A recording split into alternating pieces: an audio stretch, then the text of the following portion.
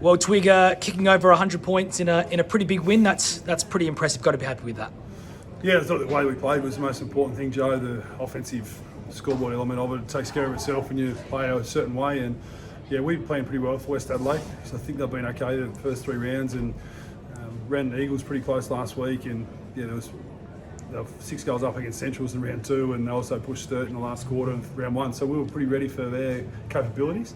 And I thought the game was really tight in the first quarter. In the second quarter, we had some momentum and we cashed in and just dropped the ball a little bit late. And the last 10 minutes of the second quarter, I thought we got untidy and West Adelaide capitalised. But the second half, we were able to really, I thought, play quite a powerful brand of footy, and it centred around contest play, and we had a lot of our mids really win some good ball in close, which then gave us a chance to service our forward. So overall, I was really pleased with the brand of footy that the guys played and their capacity to embrace travel, and also the first opportunity to play in the Eyre Peninsula, which meant a lot to us as a club. Yeah, just going on that offensive pressure, Twig, obviously last couple of weeks we've been probably a little bit more wasteful, but tonight we were just able to, not rest in our laurels really, and just keep on applying pressure, and the boys got rewarded for that. I mean, how did you find our offensive pressure tonight?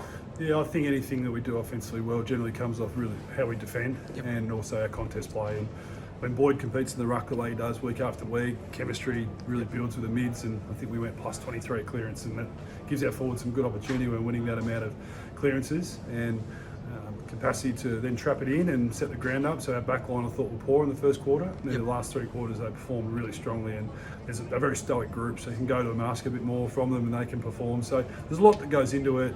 Clearly the scoreboard, everyone likes it to be ticking over. I like the other part of the scoreboard to not be ticking over, being the opposition. And I think we're starting to strike a reasonable balance at how we don't have to just be a really strong contest team to win a game, that we can defend, compete around the ball, and also challenge when it's our turn to have the ball. And how did you find, obviously, debutant Pearce Moore's performance today, first game?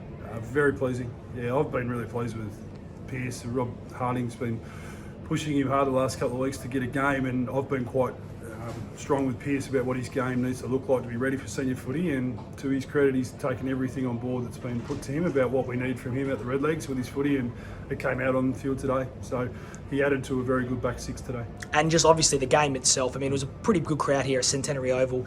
Everyone's embraced the Port Lincoln, everyone's embraced the Norwood Footy Club, more importantly, partners, members, supporters. How'd you find that whole overall experience, Twig? I'm pretty passionate about what our club's passionate about, and our board and CEO James Fantasia has mapped this out for a long time about wanting to get a game in the Eyre Peninsula, and we're able to get it in, and then SANFL support that, and it was really important for our first impression to be a good one to the locals. And I'd like to think that it could be a regular fixture as we move forward. It's just getting the timing right of what weekends to maximise crowd, but you see the crowd today and a lot of genuine interest in SANFL footy, and also a lot of genuine interest in Norwood. So it's been a big deal. We've built it up pretty much since last Friday night after we played Port Adelaide about what this week means, and to have 5 of our EP players playing this game was really important to them. We knew it meant a lot, and I think the performance reflected how we felt about playing in Port Lincoln. And just lastly, Twig, obviously the reserves had a good win on Friday night, but how important is that competition for spots, knowing, because the reserves have been, they've been pretty good throughout the first round, 4 rounds, but how the competition for spots gives you a chance, a bit of a selection headache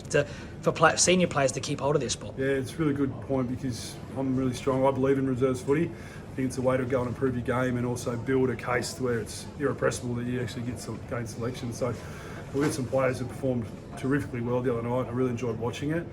We've also got Cam Bowler, who should be available next week. Mitch Cotter will be available. Lockie Charlton will be available, and we think Bain and Lowe, who was a late withdrawal today, will be available. So those 4 on top of some of the performers on Friday night starts to make it pretty tight. And if you get into this team and you behave and perform consistently, we'd like to think the team will reward you and back you in. So we've got some challenging situations over the next few weeks to keep picking the team we think's right to be able to compete. Thanks, Twiggo. Thanks, Joe.